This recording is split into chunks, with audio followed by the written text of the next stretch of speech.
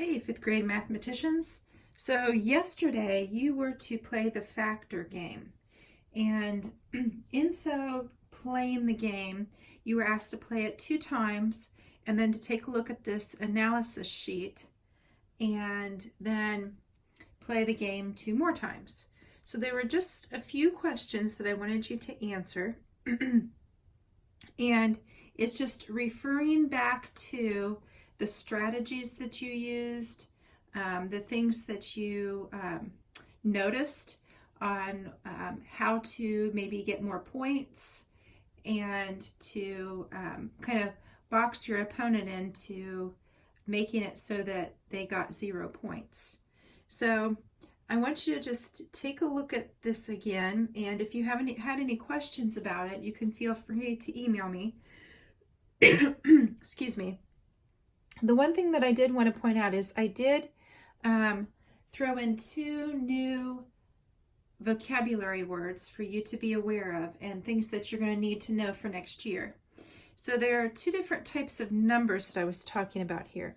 One of them was a prime number. And a prime number is a number that only has 1 and itself as factors. So I asked you on here to list the prime numbers or the prime numbers that you could find on your game board.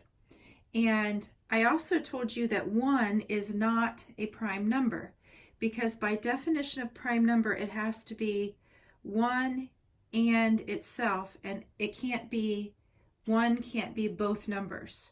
So by definition of prime number, 1 is not a prime number. So prime numbers would be like, I'll give you a hint so you can go back and check to see if you wrote this one on there. 3.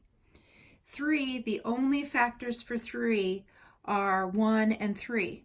And so 3 would be considered a prime number. Now composite numbers, that's the next word that I have here on the paper. Composite are numbers that have numerous factors, meaning more than 2, more than just 1 in itself. So we can think of 4.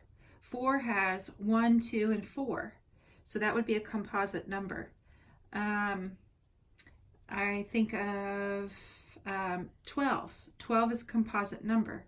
1, 2, 3, 4, 6, and 12 are all factors of 12. So it has numerous factors. So it is a composite number.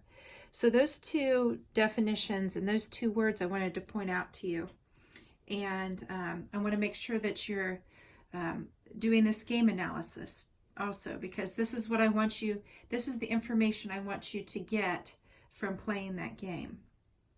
So if you have any questions, you can feel free to email me and I would be happy to answer. As always, keep thinking, keep watching, always stay curious, and I will see you tomorrow.